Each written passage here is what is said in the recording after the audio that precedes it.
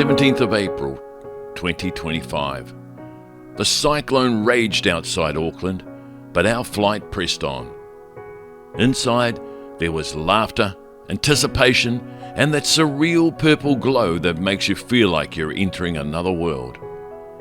We were leaving the familiar behind, bound for an adventure of a lifetime.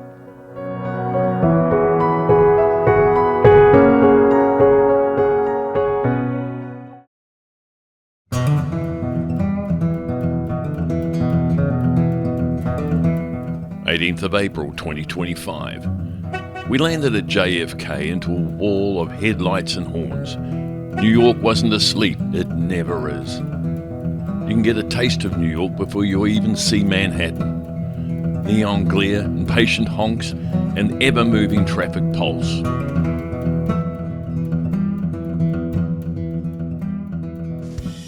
This morning, I was reunited with my best mate from Eltham, Bill Scobie. After 60 years of friendship, nothing had changed, except maybe a few grey hairs.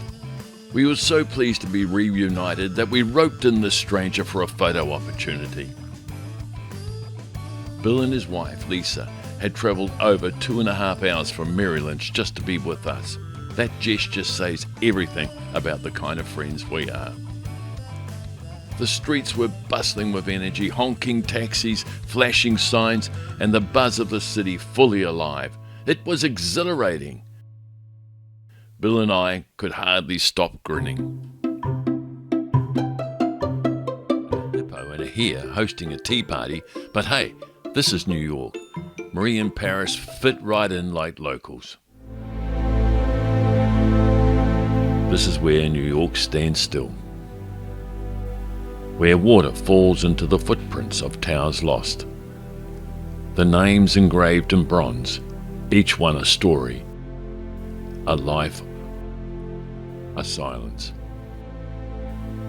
You don't speak here, you feel. And in the stillness, you remember.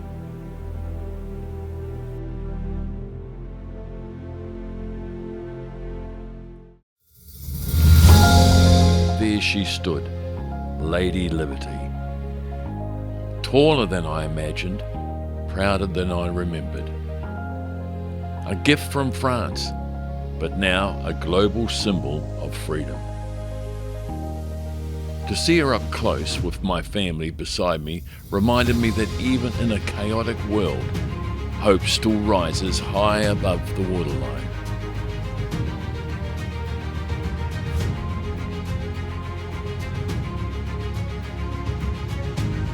She doesn't just hold a torch, she holds a promise.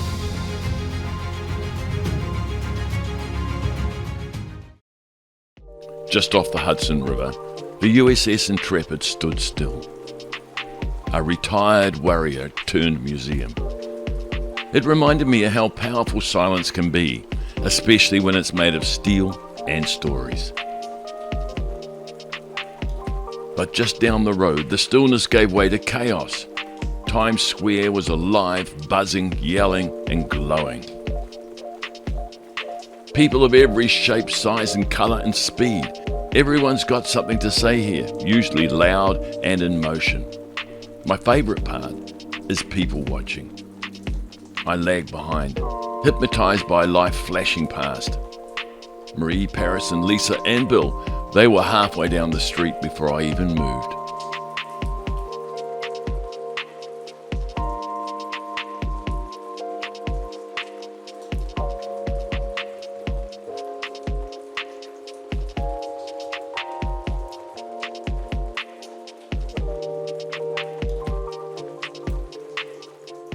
After the energy of the city, we slowed things down. A horse-drawn buggy through Central Park. Part cliché, part magic, and fully unforgettable. The city faded behind us, replaced by trees, paths, and timeless calm. It was one of those moments where time didn't rush us. It just rolled gently forward, hoof by hoof, through the heart of New York.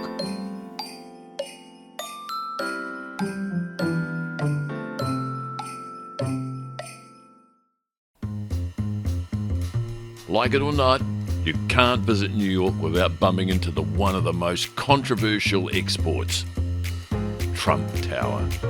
Towering on the Fifth Avenue, this building is part business, part brand, and fully unapologetic.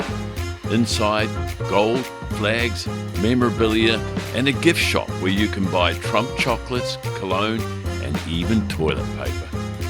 It's loud, proud, and polarizing. Kind of like the man himself. But hey, when in America, why not pose with a few flags and have a laugh? Yellow cabs. They're not just cabs here, they're part of the scenery. Everywhere you look, you're weaving, honking, waiting, and charging forth. And above it all, towers, concrete and glass, climbing endlessly into the sky. This is New York. It moves fast, it rises high, and it doesn't wait for anyone. As we rolled down Fifth Avenue on a topless double-decker bus, we stumbled across democracy in full voice.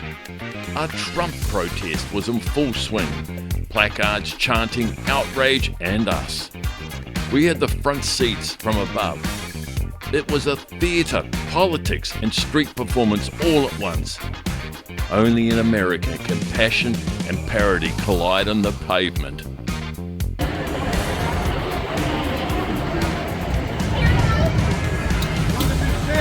You don't know what you need to know.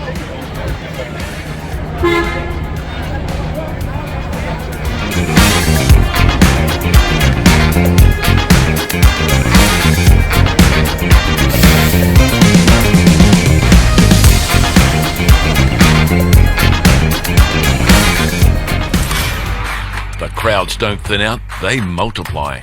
And the fashion, anything goes. Athleisure, culture, cosplay, all on the same footpath.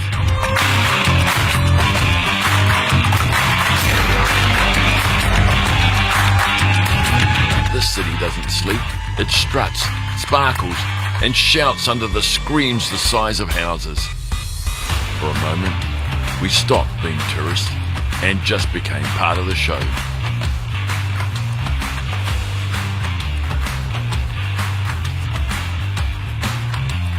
Well, as you can see, the New Yorkers really get into this fashion thing, but they're full of fun, and they're out to have fun, and that's what we loved about this place. It's alive, vibrant, and no inhibitions.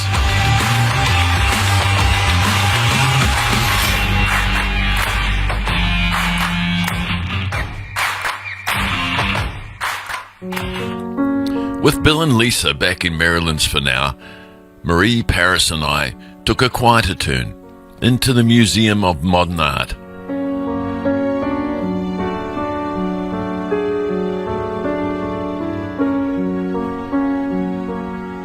Standing before the original Van Gogh Starry Night, I felt both small and infinite.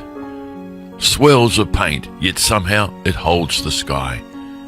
The art here didn't just hang, it questioned, dazzled, whispered.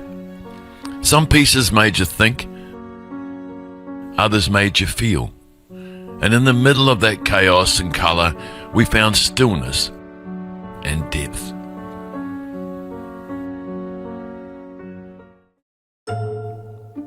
You can't come to New York and not see a Broadway show. For us, it had to be the Book of Mormon. Witty, cheeky, brilliantly produced. It made us laugh out loud even when we weren't sure we should. It's not just a show, it's a masterclass on how to offend everybody equally. The theatre, the lights, the buzz outside before the curtain rose, it was pure New York magic.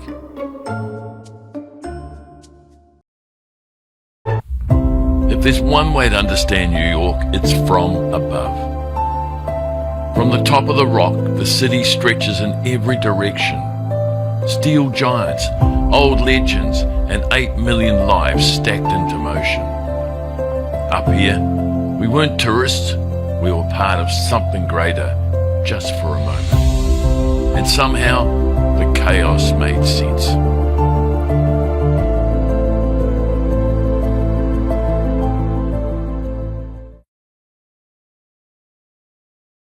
We made our way back through Times Square to catch a ride to the Met. But honestly, the real show wasn't on any stage. It was right here on the sidewalks. New York people are electric, loud, bold, and unapologetically alive. In a city of stars, they stole the spotlight. No visit to New York is complete without stepping into the grandeur of the Met. As we wandered through the monumental halls, we found ourselves transported across time. From the majesty of ancient Europe to the chivalry of the European knights. Marie, Paris and I were struck by the scale and detail of the Temple of Dendor, gifted by Egypt and preserved here beside a tranquil indoor pool. In another wing, I was captivated by arms and the armour corps, metal giants from the past frozen mid-charge, glittering under museum lights. But for me, it wasn't just about artifacts that held the magic. It was watching people, each of us drawn to a different moment in history, each of us finding wonder in our own way. The Met is not just about art, it's about connection through time. That evening we enjoyed a great restaurant meal of lobster, scampi and oysters, and a whole lot more. It was beautiful. And here we are walking the one and only Brooklyn Bridge. And that's the Manhattan Bridge photobombing in the background. Not as famous, but just as hardworking. You'd think a bridge this old might be creaky, built in 1883, but no, she's holding it together better than most of us after a long-haul flight. And yes, we walked the whole thing. No Uber shortcuts here. Marie and Paris even managed smiles despite the concrete cut. This bridge isn't just steel and cables, it's a runaway film set, a history book, and apparently a tourist magnet for Aussies and Kiwis. Next stop, Dumbo. And no, not the elephant, just a Brooklyn neighbourhood where the coffee is hip and the rent is astronomical. Adio. Welcome to Dumbo, where the bridges are bold and the bagels are artesian and the rent, well, let's just say it costs more to buy a small yacht. We wandered through the cobbled streets admiring million-dollar tulips and tree pits and flirted dangerously with the idea of buying a $12 hot dog. New York, baby, where every bite and every step feels like a movie scene.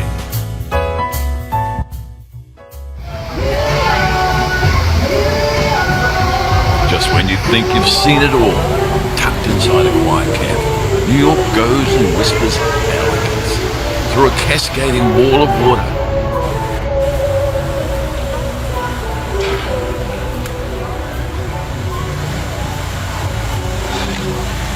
Who says the city doesn't know how to relax?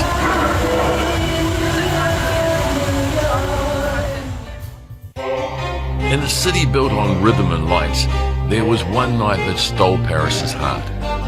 A musical drenched in myth and meaning, Hadestown.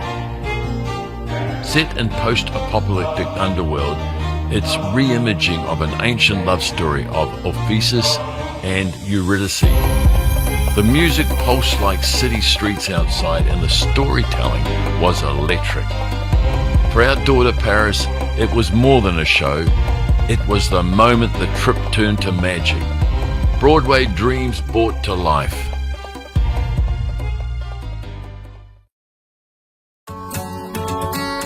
It's time to swap skyscrapers for country skies. We flew out of the Big Apple and into Washington, D.C., where our dear friends Bill and Lisa were waiting for us. They drove 2.5 hours just to meet us. True friendship on display. After a restful sleep in Maryland's, our day took a turn I never expected. Paris had one question: what kind of guns do Americans really have in their homes? Before I could finish my coffee, Bill, our generous host, and a former army instructor, had Paris in the backyard firing a pistol, and then, well, to my shock, an M15 assault rifle. Yes, the kind that's banned in New Zealand. And what I couldn't get over, he was firing it in the backyard. Amazing.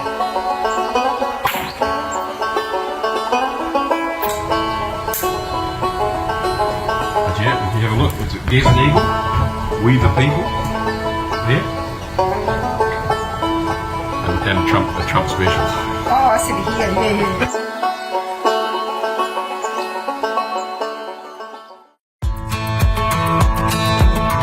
Our hostess didn't show us around, they immersed us in real American hospitality. That included the local wildlife, squirrels darting around the garden, grazing nearby, and Bill swearing that raccoons, coyotes, and even black bears occasionally dropped in for a visit. The historical charm of Cumberland wasn't lost on us either. We stumbled upon George Washington's headquarters and the first toll house from 1830s, a vivid reminder of early American life. From the quiet hills of Cumberland, we journeyed to a place etched in America's soul, the Flight of 93 National Memorial. Here on September 11, 2001, brave passengers aboard United Airlines Flight 93 fought back against the terrorists and made the ultimate sacrifice. The plane crashed in this very field, averting further tragedy in Washington, D.C. Walking the grounds, the silence is heavy, broken only by the wind and the weight of memory. This is not just a field, but a momentum to courage, to unity, to everyday heroes.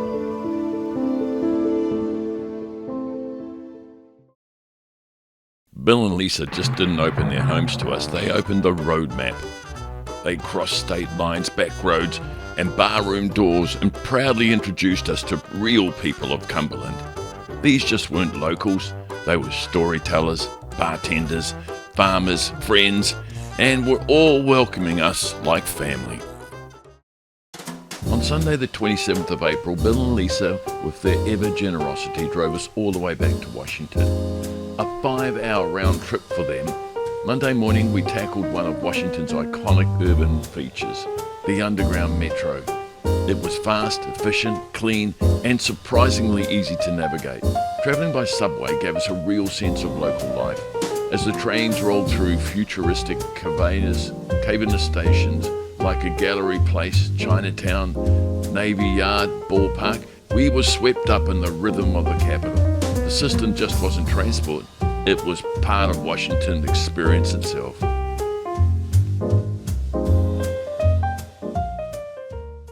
This is Washington, D.C., the heart of American history and the pulse of democracy.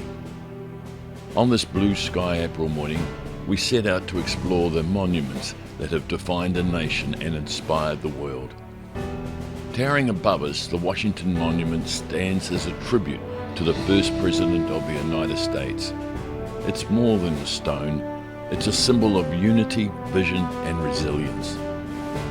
We strolled through the World War II Memorial, where each pillar represents a state, a territory, and a sacrifice for those who fought. The long reflecting pool mirrored the history around us, and the respect we felt was palpable. Climbing the steps of the Lincoln Memorial felt like stepping into a sacred place. There he was, Abraham Lincoln, etched in stone, seated with quiet strength, watching over the ideals he gave his life for: unity, equality, and freedom. The words carved above him echoed across time. The memory of Abraham Lincoln is enshrined forever, and it truly is. Right behind us is the US Treasury Building, an imposing structure that's been managing the nation's finances since the days of Alexander Hamilton, America's first Secretary of the Treasury. It's a symbol of power, precision, and policy. We couldn't resist a photo opportunity. The building still operates today, and while we didn't get a peek inside, we felt its significance. The Capitol Building, one of the most iconic landmarks in America. Here, democracy is debated and decisions are made that echo around the world. We took it all in, the grand dome, the endless steps, and the symbolism carved into stone. Seeing it up close made me appreciate why Americans hold this place in such reverence. Of course, we couldn't resist snapping a photo or two of our own. Another memory carved into our journey. In Arlington, we walked among thousands of white stones, each one a life once lived in service to a nation. From astronauts lost in space, to heroes fallen in battle, and even those whose names remain unknown. This place speaks with silent dignity. As a military salute echoed nearby, we paused, grateful for peace and mindful of its costs. It's been 50 years since my old mate Gary and I hung out in Eltham. Time may have added a few grey hairs, but not a single dent in our relationship. He welcomed us into his home, a Texas-style spread in a leafy suburb, and even the dogs seemed to be happy to see us. We eased into the local rhythm, early morning walks through leafy streets with lakefront homes. The next day, while the girls hit the shops, Gary had a plan of his own. He took me out to that uniquely American institution, Hooters. Fried chicken, cold beer, and neon nostalgia. What more could two old Kiwi blokes ask for? It didn't take long for the girls to embrace Texas in style, especially Paris, who struck gold with a real pair of cowboy boots.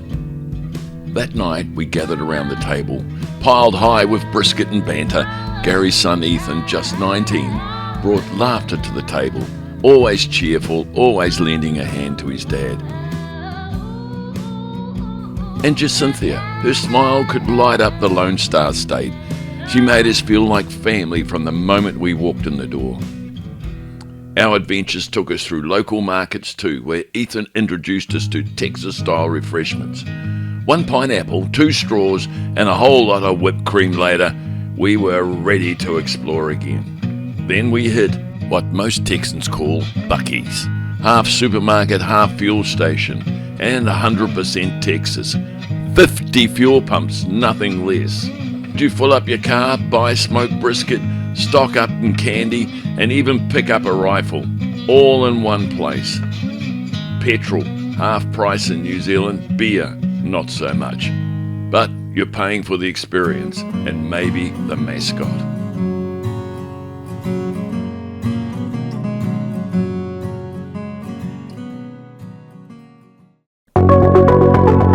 We arrived at one of the most iconic scientific landmarks in the world, NASA's Johnson Space Center. This is where space legends walked, rockets were born, and the dream of reaching beyond the Earth first took flight. Inside, the scale had changed.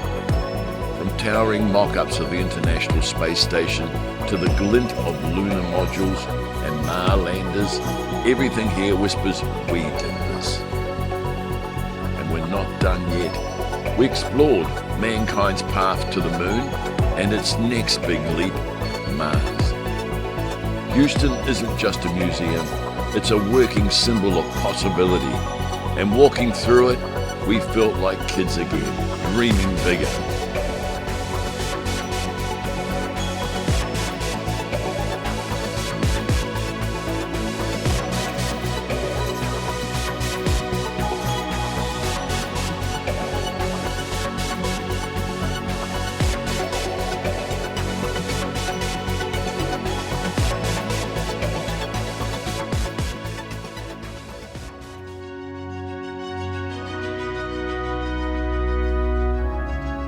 Frozen in time, this room remains exactly as it was in July 20th, 1969. Look closely. The rotary phones, the old CRT monitors, even the green shag carpet, each detail preserved in honor of those tense, world-shifting moments. This wasn't just a workplace, it was a war room for dreams, where calm voices guided fragile spacecraft across the void of space, backed by slide rules, passion, and nerves of steel. From here they tracked every breath, every heartbeat of Neil Armstrong and Buzz Aldrin as they approached the lunar surface. And when Armstrong's voice crackled through, "The Eagle has landed," the room erupted. For a moment, humanity looked up, and we were all on the moon. This room didn't just witness history, it made it.